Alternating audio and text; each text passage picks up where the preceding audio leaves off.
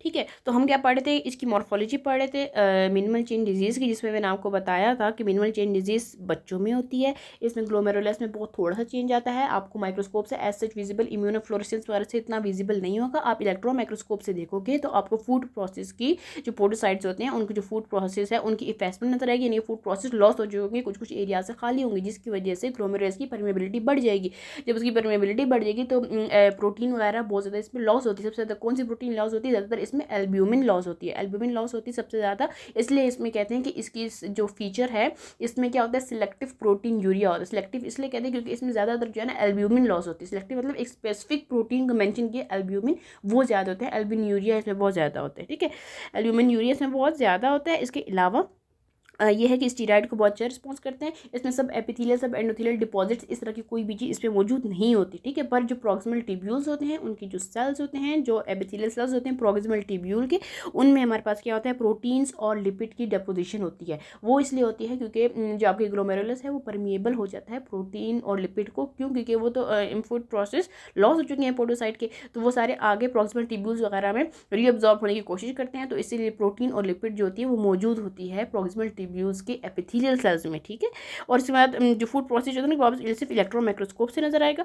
और इसका सबसे इंपॉर्टेंट फीचर है कि इसमें सिलेक्टिव प्रोटीन यूरिया होता है। सिलेक्टिव मतलब क्या होता है, सिर्फ एल्ब्यूमिन लॉस हो रहा होता है, और बाकी फीचर जो होते हैं इसके नेफ्रोटिक सिंड्रोम की तरह होते हैं। वही आपको सिलेक्टिव प्रोटीन यूरिया होगा और हाइपोएल्बिनीमिया होगा, आपको जनरलाइज्ड एडिमा होगा, आपको हाइपोलिपिडीमिया होगा, हाइपोलिपिड्यूरिया होगा। ये सारे फीचर्स नेफ्रोटिक सिंड्रोम के बच्चे में पाए जाएंगे। ठीक है, और वो स्टेरॉइड के बाद वो फिर बिल्कुल ठीक हो जाएगा, यानी कि स्टेरॉइड के ट्रीटमेंट के बाद। जो इसकी ट्रीटमेंट क्या है, कॉर्टिकोस्टेरॉइड्स। ठीक है, नेक्स्ट हमारे पास है फोकल सेगमेंटल ग्लोमेरुलोस्क्लेरोसिस। ठीक है, बहुत इंटरेस्टिंग और बहुत इजी टॉपिक है। ठीक है, ये भी ऐसी वही है, हम वही पढ़े हैं ना, ऐसी किडनी की डिजीजेस या ऐसे डिसऑर्डर्स जिसमें नेफ्रोटिक सिंड्रोम हो रहा है। तो ऑफकोर्स ये बात है कि इसमें भी नेफ्रोटिक सिंड्रोम होगा, क्योंकि मैंने आपको निमोनिक को बताया था M3FC। ठीक है, M तो हो गया, एक मिनिमल चेंजेस एक कम हो गया। अब ये है एक जो F था ना, फोकल सेगमेंटल ग्लोमेरुलोस्क्लेरोसिस, ये इसको प्रेजेंट कर रहा है। अब इसमें क्या होता है ना, इसके मैंने आपको कहा था कि हर बीमारी के नाम में उसकी मतलब रीज़न छुपा हुआ है। ठीक है, इसमें क्या है, फोकल, फोकल मीन्स एक सम पार्ट। ठीक है, सेगमेंट का मतलब है पार्ट। अब क्या मतलब हुआ इसका ना, इसका मतलब ये हुआ, देखिए हमारी किडनी में क्या है, हमारी kidney is full of nephrons. ठीक है, और हर नेफ्रॉन में क्या है, ग्लोमेरुलाई। ठीक है, तो आपने क्या करना है, इसमें सिर्फ ये आपने याद रखना है कि आपका जो जितने भी ग्लोमेरुला है ना, उसमें से एक ग्लोमेरुलस या एक दो ग्लोमेरुलस, कुछ कुछ समझो ग्लोमेरुलस। ठीक है, तो वो आपको रिप्रेजेंट कर रहा है फोकल। ठीक है, यानी कि बहुत सारे एक नेफ्रॉन, एक किडनी में बहुत सारे नेफ्रॉन्स हैं, उस नेफ्रॉन में बहुत, यानी कि फिर जब बहुत सारे नेफ्रॉन्स है मीन्स बहुत सारे ग्लोमेरुला है। ठीक है, उस ग्लोमेरुलाई से फॉर एग्जांपल मिसाल दे रही हूँ, कि आपके पास 50 ग्लोमेरुलाई हैं। ठीक है, 50 में से आपके पास 2 ग्लोमेरुलाई इन्वॉल्व हो गए। ठीक है, अब वो जो 2 ग्लोमेरुलाई हैं, उस 2 ग्लोमेरुलाई में से उस ग्लोमेरुलाई का स्पेसिफिक पार्ट, ठीक है, कैसे, फॉर एग्जाम्पल कि सिर्फ ये वाला पार्ट अफेक्टेड है। ठीक है, सिर्फ इस साइड वाला पार्ट अफेक्टेड है, या हो सकता है कि इस साइड वाला पार्ट अफेक्टेड। ठीक है, यानी कि कंप्लीट पूरा ग्लोमेरुलस इन्वॉल्व नहीं है। ठीक है, पहले तो ये कि जितने भी ग्लोमेरुलाए थे उसमें से सिर्फ कुछ ग्लोमेरुलस, और उस जो कुछ ग्लोमेरुलस इन्वॉल्व हो चुके हैं उसका भी सम पार्ट। ठीक है, इसको कहते हैं फोकल सेगमेंटल। अपने इस कॉन्सेप्ट को बिल्कुल क्रिस्टल क्लियर करें। ठीक है, फोकल मीन जितने भी ग्लोमेरुलाई उसका उसमें से कुछ ग्लोमेरुलाई यानी कि 2 3 4 सपोज दे रही हूँ। ठीक है, और उस ग्लोमेरुलाई से में कुछ कुछ पार्ट, ठीक है, कुछ कुछ सेगमेंट्स। ठीक है, फोकल सेगमेंट ग्लोमेरुलर स्क्लेरोसिस, उन पार्ट्स में क्या होता है, स्क्लेरोसिस होती है। स्क्लेरोसिस इज वर्ड, जहाँ पे भी पैथो में आपने स्क्लेरोसिस का वर्ड सुना मीन्स हार्डनिंग। ठीक है, तो 2 पार्ट आपने याद रखेंगे, फोकल क्योंकि जितने ग्लोमेरुला उसमें से कुछ ग्लोमेरुला है। ठीक है, और सेगमेंट उस ग्लोमेरुलस में से भी, glomerulus is a singular, glomerula is a plural. ठीक है, तो उस ग्लोमेरुलस से भी कुछ some part of the glomerulus. ठीक है, ये हो गया। अब इसकी कॉजेज के, फॉर एग्जांपल आप में कोई भी इन्फेक्शन हो गया। ठीक है, इन्फेक्शन हुआ तो क्या हुआ, इन्फ्लेमेशन हुई है। ठीक है, कोई भी आपने ऐसी ड्रग्स लेनी है, ठीक है, जिसके जो एज एंटीजन काम करिए हमें बॉडी ने उसके खैर एंटीबॉडीज़ बना दी, और वो एक इम्यून कॉम्प्लेक्स वाला मैकेनिज्म सारा हो गया, और आपकी जो है ग्लोमेरुलस इंजरी हो गई। या तो नेफ्रॉन लॉस, मैंने आपको बताया कि जब भी कोई आपका नेफ्रॉन लॉस होता है, ठीक है, तो क्या होता है एज अ रिजल्ट आपके पास वो जो बाकी नेफ्रॉन्स होते हैं ना, वो उसको कंपेंसेट करने के लिए उनकी क्या हो जाती हैं, वो हाइपर फंक्शनिंग हो जाते हैं, ग्लोमेरुलाई बड़ा हो जाता है, जो ज़्यादा काम करनी शुरू हो जाती है, जिसकी वजह से जो वो ज़्यादा काम कर रहे होते हैं, जिसकी वजह से वक्त के साथ वो भी डैमेज होने शुरू हो जाते हैं, ठीक है। तो विद टाइम ये भी कॉज हो सकता है कि यार वहाँ पे स्क्लेरोसिस होनी शुरू होगी, यानी कि remaining part of the nephron की, ठीक है, या भी जेनेटिक कॉज, फॉर एग्जाम्पल आपके जीन्स में आ रहा है आ रहा है आ रहा है, ठीक है। अब इसकी पैथोजेनेसिस बहुत आसान है, इसमें इसकी पैथोजेनेसिस और मिनिमल चेन डिजीज़ में बहुत रेयर फ़र्क है। समटाइम्स ऐसा होता है ना कि मिनिमल चेन डिजीज़ या तो आप स्टेरॉइड देते हो तो ठीक हो जाती है, समटाइम्स ऐसा होता है कि मिनिमल चेन डिजीज़ जो होती है ना वो FSGS यानी कि फोकल सेगमेंटल ग्लोमेरुलोस्क्लेरोसिस में ट्रांसफॉर्म हो जाती है, प्रोग्रेस कर जाती है, ठीक है।